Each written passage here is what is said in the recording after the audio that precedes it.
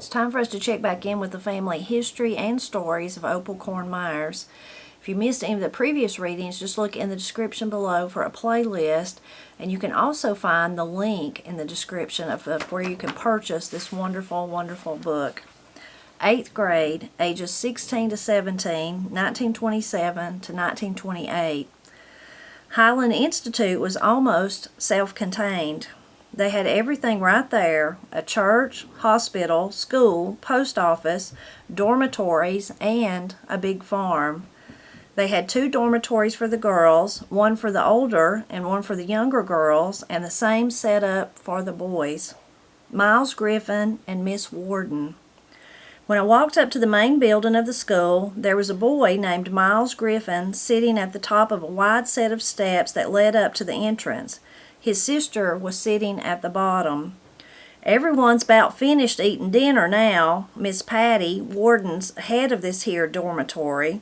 She'll be back directly. You can sit down with us if you'd like. They were real friendly, and it made me feel comfortable. Miles and his sister lived about halfway to Jackson and had to walk a long way to get to school. But back then, it was not unusual for students to walk 3 to 4 miles to school and then home again that afternoon. His sister and I became good friends and continued our friendship even after she left Highland in 28 or 29. Her family had decided to move closer to the Jackson school so the children wouldn't have to walk so far. Even though the last time I saw her was when I graduated in 1932, we have written to each other all these years. Then last fall, for her 76th birthday, her sister gave her a choice of what she wanted for a birthday present, and she said she wanted to go to Tennessee and see me. They only stayed here an hour or 2, but we sure did dig up a lot of old bones in that time. You just can't imagine what it's like knowing people that long. My first bathroom with running water. When Miss Warden came back, she welcomed me to the school. Miles, help Opal upstairs with her things and show her where her room is.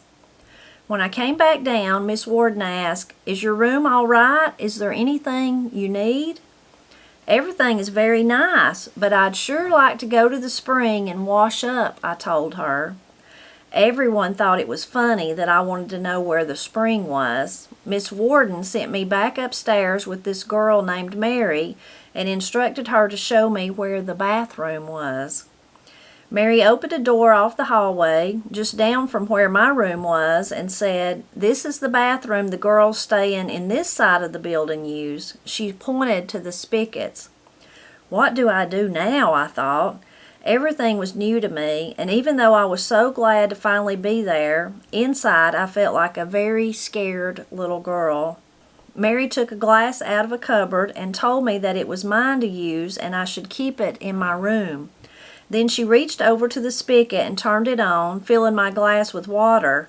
"Here, I reckon you're thirsty." I was glad she did that because I had no idea what to do in a bathroom. I'd never seen running water in a house, and I didn't know where that water was coming from. The sink was right next to the toilet, and I had figured out what you did with that. I looked at those spigots, and then I looked back at that toilet. Well, that thing looked dirty to me, and that spigot water coming out so close to it. I looked at my glass and back to the toilet. "No, I'm not very thirsty, but thank you just the same." I poured the water out and took the glass to my room.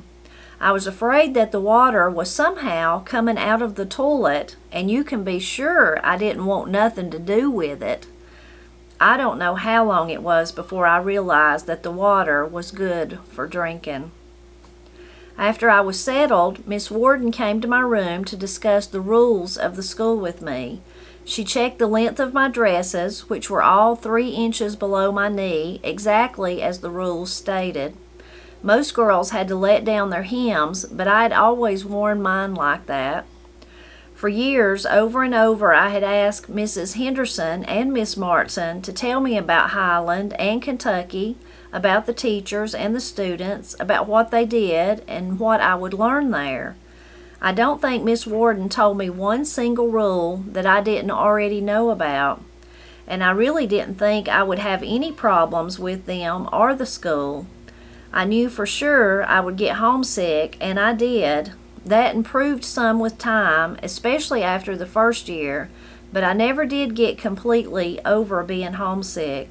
Things were so different from the way it was back home, but I was determined, and nothing was going to stop me now that I had made it this far.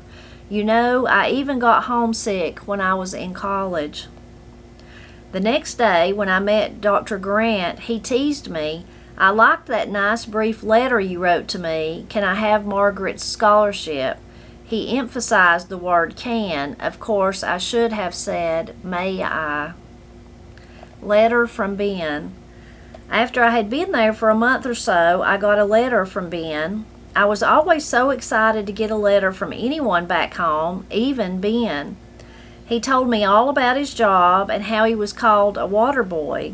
He liked living with his aunt and uncle. I had met their daughter one time. Elizabeth was her name, and I liked her a lot, and I think Ben was her favorite first cousin. Of course, he was just tickled to death about having a job. The Myers never had any money or anything before. I was so glad to be getting letters that I never stopped to think that Ben couldn't write letters like that. I found out much later that Elizabeth was writing the letters for him. He'd tell her what he wanted to say, and she'd write. Even though Maggie, John, Ben, Beatrice, and I had all been close, especially that last summer, I never did particularly care much for Ben himself, but as we got to writing letters that first year I was away, I started liking Ben as my friend.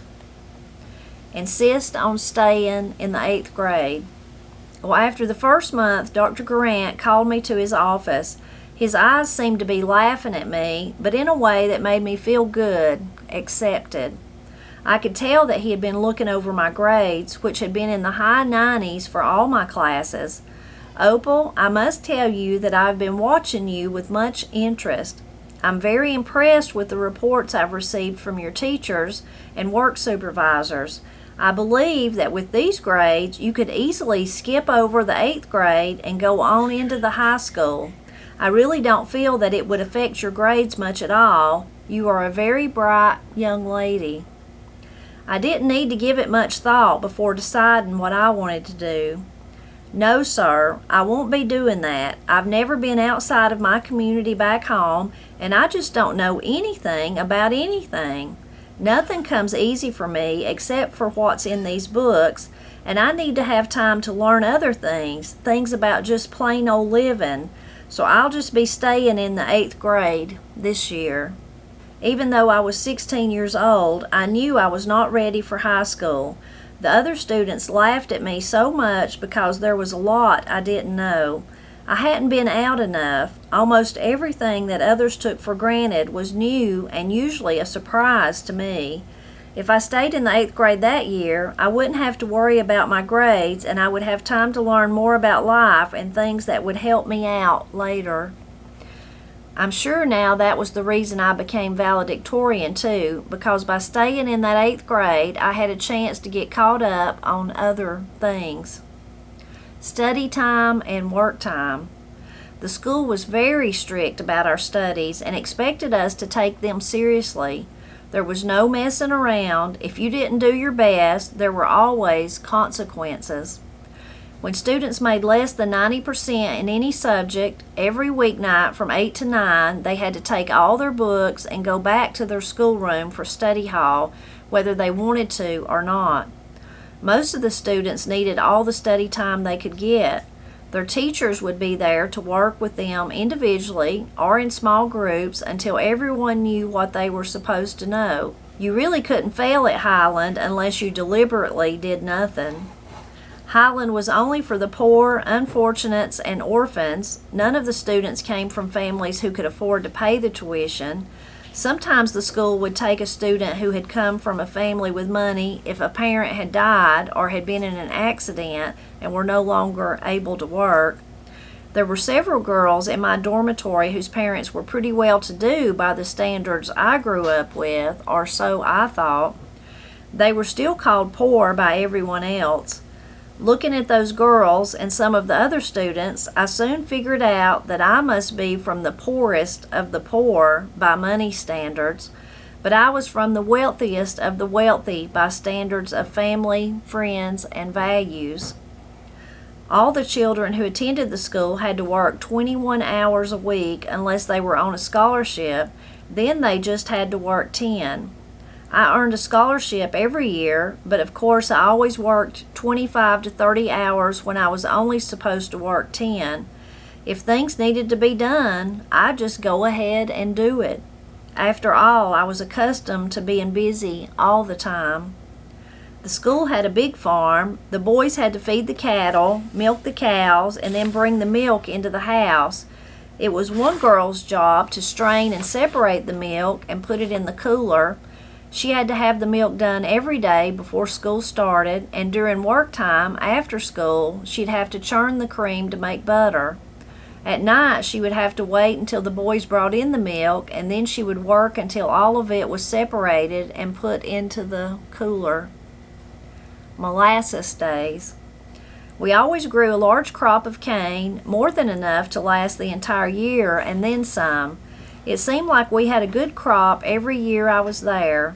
Of course, having a good yield depends a lot on the weather. If the spring is cold and wet, the cane doesn't come up as good or produce as much. During cane harvesting time, which we always called molasses days, the whole school closed down and all of us students would dress in our oldest clothes. Everyone had their jobs to do. Most of the high school students would go out to the cane fields, where some of them would strip the leaves off the stalks, which resemble corn stalks. Then a couple of the other students would cut down the stalks and cut off the tops, which are the seed pods. The leaves and tops were used as fodder. The younger students would haul the stalks back to the molasses working area. One of the older boys helping out at the cane mill would hook up a horse or mule to the pole that went to the grinding wheel. He would make sure whatever animal was hitched up would continue walking in order to push that pole around and around that circle to make the grinding wheel turn. Sometimes when the animal got slow, he would have to walk alongside of it, coaxing it to keep going. After a while, the animal would get tired and have to be changed out, and a different horse or mule would be hooked up. After the stalks were run through the cane mill and had the juice crushed out of them, they were thrown into a pile, and some of the 11 and 12-year-old students would drag them off to the pit silo. There were always a gang of little children who would follow after them and try to step on a cane stalk, pulling it out of the bunch that was being carried. When they got one loose, they would just chew away on that old crushed stalk to get the last of the syrup out. They would get it all over themselves and end up as sticky as they could be. I'll never forget how one time they got into a fight over the stalk and started throwing dirt at each other. They were covered from head to foot with dirt that stuck on them like a second skin because they were so sticky from that syrup. They were for sure just the biggest messes you ever did see. Next, we would strain and filter the juice through clean white cloths into buckets. The juice had to be wrung out of the cloths too, and that was quite a job in itself and very messy. Once the juice was strained into the buckets, it was then toted over to where it was to be boiled. There it was poured into a great big old boiling pan, which I guess was about 6 or 7 feet long by 3 feet wide and about 12 inches deep. A fire was built beneath each pan. It was very important that the juice was brought to a boil and maintained at a boiling temperature for 6 to 7 hours or more. The strongest of the boys did this part because it took plenty of firewood. Each log had to be 5 to 6 feet long so that there would be an even heat beneath the boiler pans. Each boiling produced about 10 gallons of molasses, and it took about 10 or 11 gallons of juice to make 1 gallon of molasses. As the syrup boiled, bright green foam formed on the top. That green foam had to be constantly skimmed to remove the cane residue that came to the surface. When it was done, the foam would be a gold color and the molasses would be a golden brown. Another way to tell when it was done was by the size of the bubbles as it boiled. At first, the bubbles are small, about the size of frogs' eyes. When it's closer to being done, the bubbles are the size of a bull's eye. The final test was to look at the thickness of the molasses. When it was done, the molasses was taken off the heat and right away filtered again through cheesecloth before canning. The stronger boys carried the filtered molasses to the kitchen where it was put into quart jars and sealed. The jars would be left out on the tables until they cooled. When they cooled some, you could hear the tops pop as they sealed. Then the jars of molasses were taken to the storage room. We used molasses as a sweetener for things like apple butter and in baking gingerbread cookies. I always liked it over hot buttered biscuits. Working in the school hospital. My first job was working in the small school hospital, which was used only for students and staff. I had to carry the slop pails into the bathroom in the hospital, empty them, and then wash them out. I also had to clean up the bedpans, make the beds, do the laundry, and start the fire in the kitchen. Up until that year, the school had a resident cook who would get up early to start the fires, but she became quite ill, so they hired this old lady to take her place. This lady had her own house and family, I guess, so she could not live at the school. I had to get up early enough to build the fires for them and get the stove hot before the cook arrived. Working in the hospital was not the most pleasant job to be had, but I had been waiting on sick people since I was about 8 or 9 years old. I didn't think too much about it. One of my first days on that job, I was asked to start the fire in the fireplace. I had certainly started many a fire at home, and now was my chance to show them I did know how to do a few things. So I readily accepted the job and proceeded with confidence until I was handed this bucket full of rocks and a box of matches to start the fire with. Well, I had never heard tell of burning rocks, but then again, I'd never heard of water coming out of spigots right in the house where you needed the water to be either. So I put a pile of those rocks in the fireplace and started striking matches, one after another. I knelt there striking matches for the longest time before someone finally came and told me I'd have to start a kindling fire first, and when it was good and hot, the rocks, which were called coal, would start to burn. So much for showing them how much I knew. Homesick. I constantly fought homesickness. Everything was so different. I didn't want Mama and them to know how difficult it was for me, but I did write to Mrs. Henderson telling her. She wrote back, reminded me of the many conversations we had had about this. Dear Opal, if you want to reach the goals you have set, you cannot let anything stand in your way. Usually when a person gets homesick, they have their mind on themselves and what it would be like to be back where they felt comfortable and safe. Think about all the things you're learning, and even though it is difficult, it will help you to understand how hard it is for people to accept change. Understand the fear of change. When you come back here to become a teacher, you will have to help your children accept change. By going through this time, you will be able to better help them. This very thing is what has prevented others from the community to get the education they needed. The rest of the world is very different than life in these little coves and hollows, as you have well found out. This community cannot close out change. It is going to come, and the people, the children, must be prepared. They need you to help them. You must keep your mind and hands so busy that you do not have time to think about yourself. Work hard at whatever task they give you. Study hard and learn all you can. The time you spend in school now, as difficult as that time may be, is only a short time when compared to the rest of your life. You have a lot to give to others. This is an investment of a few years, and the returns will pay off for the rest of your life. When I first came to Ebenezer Mission, I too was very homesick and wanted to go home. Life here was very difficult and very different. I was not always accepted by the people here, and it hurt me.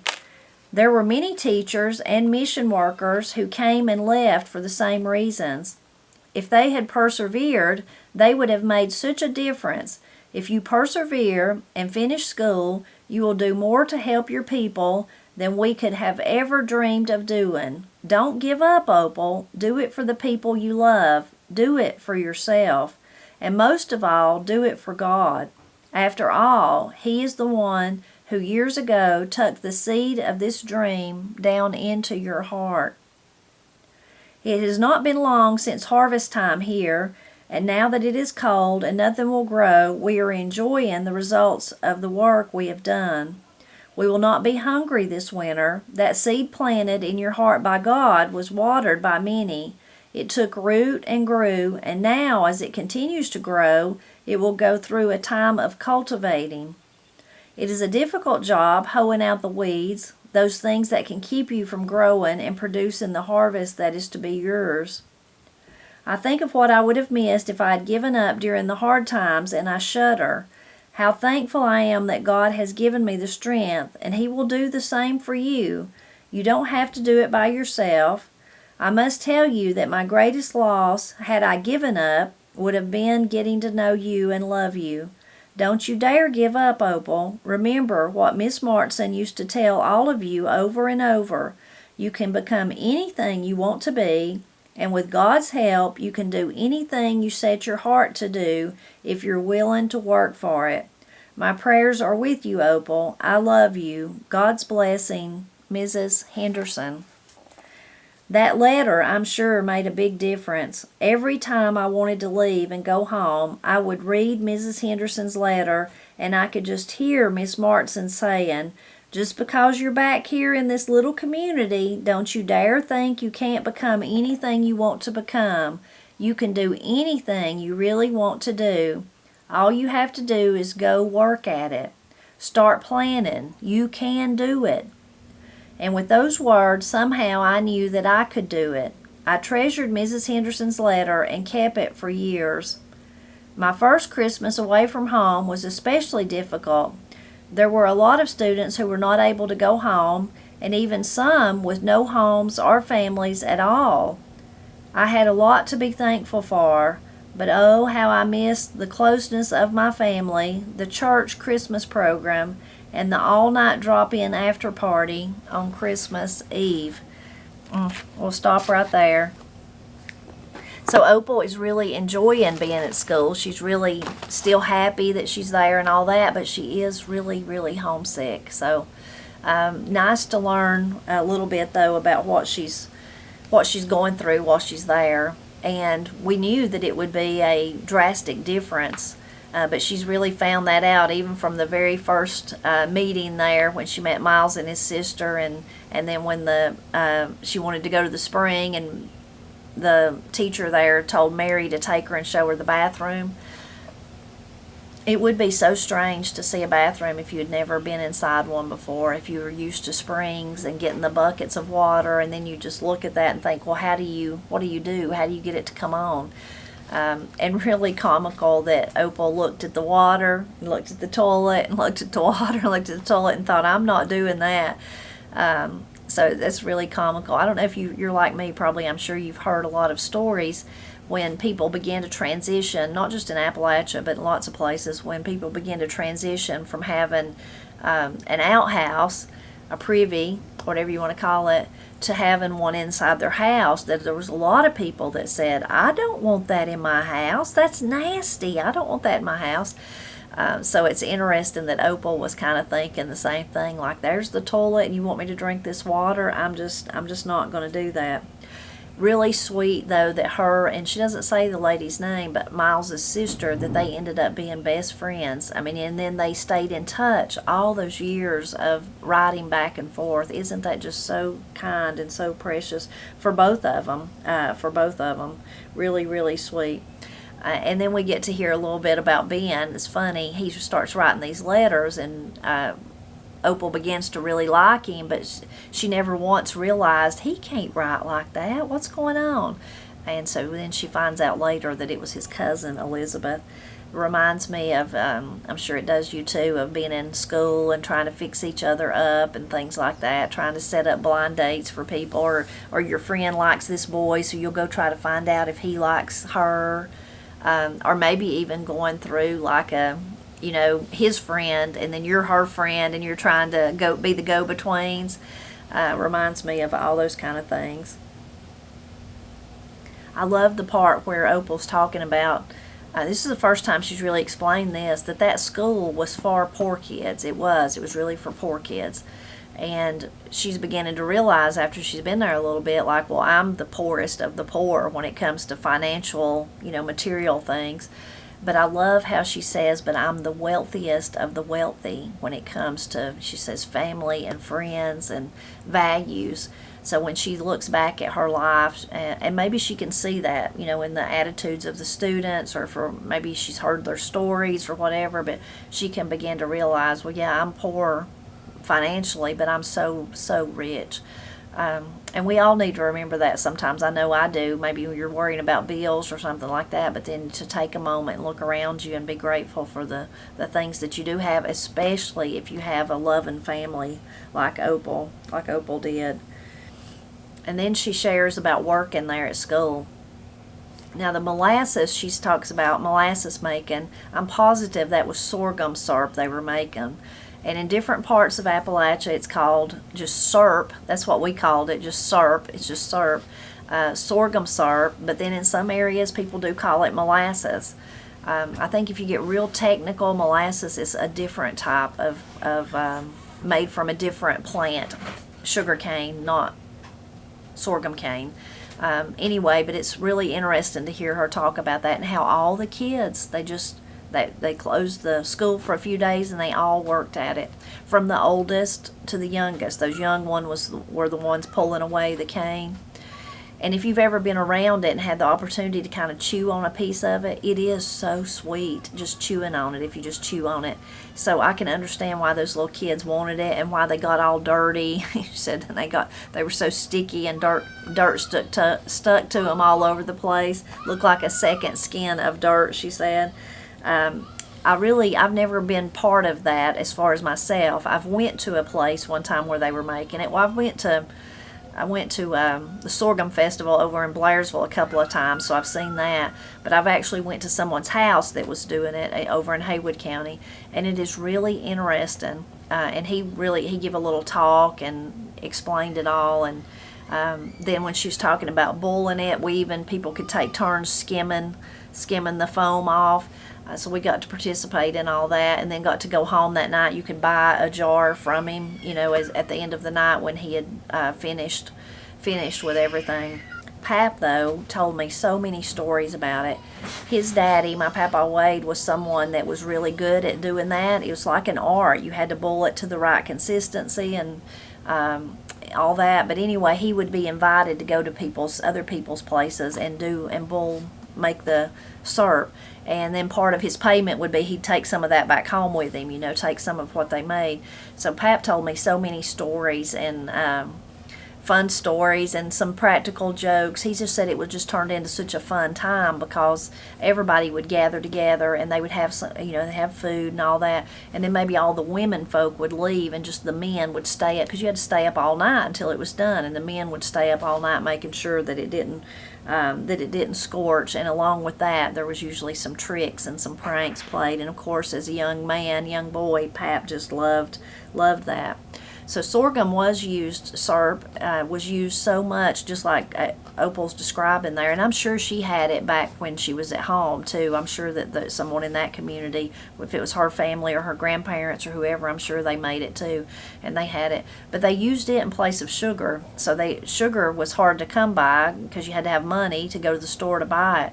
But they could use sorghum. They could use it to make cakes, to put it to sweeten their tea or their coffee or whatever they wanted to. They used honey too, but they used a lot of sorghum syrup. So it was used in all variety of ways of cooking. Once again, we get to hear in this part though, that's kind of fun work, getting to do that, because you're getting the sweetness of it, and I'm sure they got a taste, even the older ones that didn't have to chew on the cane. Maybe they got like Opal. That's my favorite way to eat syrup, is put butter on a biscuit and then pour syrup over it. It's so good. So very good.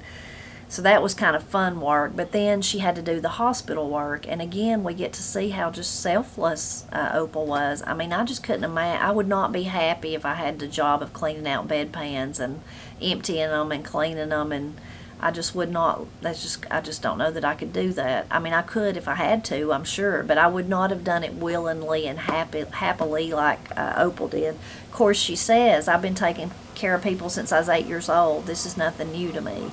But again, just a testament to her hard work. And then even the part where she says they were required to work 10 hours, but she often worked up to 30 hours or more, because she was just a worker. That's just what she did. So the way she had worked for her family, she went off to school and she just transferred that and started doing it for them. Makes you wonder if she got anything extra. Probably not.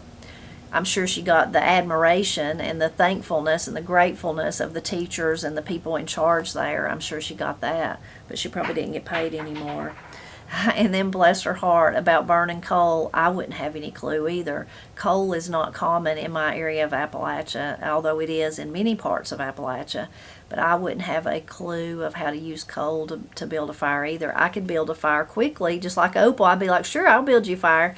But if they handed me the coal, I wouldn't. I would have done the same thing. I would have been like, well, you just light it. What do you do? How do you do it? How do you get it started?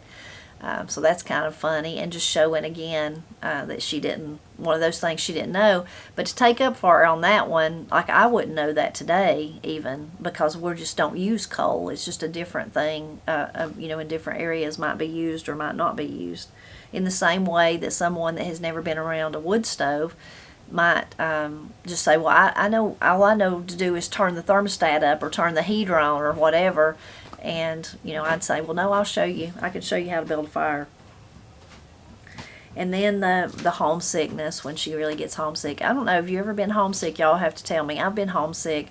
I was only 2 hours away from home, but I was homesick before I met Matt, but when I was living in Haywood County, I would get homesick and want to come home. And but part of me didn't want to come home. And then once I met Matt, I wasn't homesick anymore because I just wanted to be with him. I wanted to date him. And but you can get homesick sometimes no matter where you're at. I've been at work before and just wanted to go home so bad, and I wasn't like 15 minutes away, 10 minutes, 5 minutes, and I just wanted to go home. I can remember one time I went over, I was just little, and Daddy had to go over to Elsie Chastain, one of our family friends, him and his wife, Frankie, they're both passed away now, but he had to go over to Elsie's and help him do something. I don't know what it was, on like a Saturday morning or something. And I just begged and begged to go, wanted to go, so he let me go with him. Well, then I got there, and him and LC went off to work, and then there just wasn't nothing for me to do, and I got homesick, and I kind of moped around a little bit, and Frankie tried to get me to do some stuff, but by that time I was too homesick. And then I was old enough to know how to use the phone, and I got on the phone and called Granny and asked her to come get me. And I remember Frankie saying, now you shouldn't have done that. You should have waited with your daddy, and I could have found you something to do. She wasn't being mean. She was just feeling sorry for me. But Granny come got me. But I was so homesick, I was about to start crying. I just wanted to go home, And I was literally not 10 minutes away from home. So being homesick is hard, especially like Opal's describing, where it's so different. And I've not been in a place like that where it's so different. I mean, to a certain extent, even if you just go stay with your grandparents, it's different than it is at your house. But most of the time, the cultural kind of foods and language and all that's the same. But you can still get homesick. Frankie and Elsie's house was a whole lot like Pap and Granny's. I mean, just pretty much the same. But there I was. I got homesick even there. I loved Miss Henderson's letter, though, and I loved that Opal kept it and that she would go back and reread it.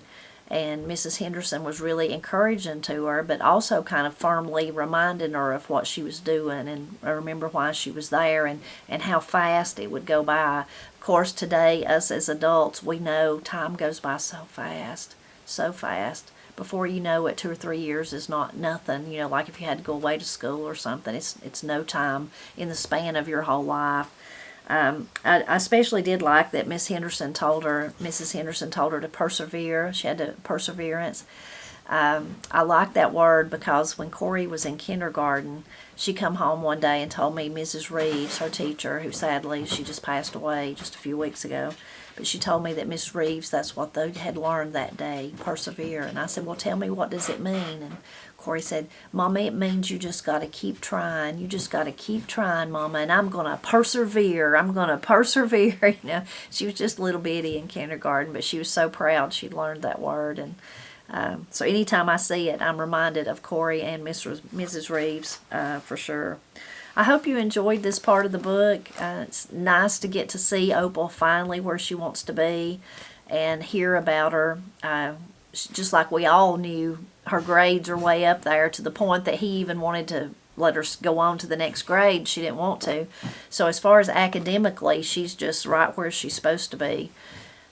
It's just those things like the spigots and the toilets and the coal that's giving her a hard time. But of course she will learn about all of that.